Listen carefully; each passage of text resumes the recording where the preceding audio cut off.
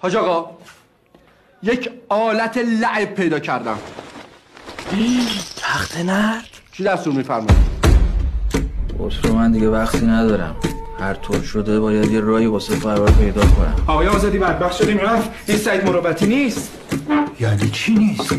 اونجا مادرت منو نگی اونو بگی. مثلا انگار آب شده رفته تو زمین. فرار کرده. اعصاب آجی رو به هم ریختینا. من الان یه چیزی میخونم با به میل حاجو.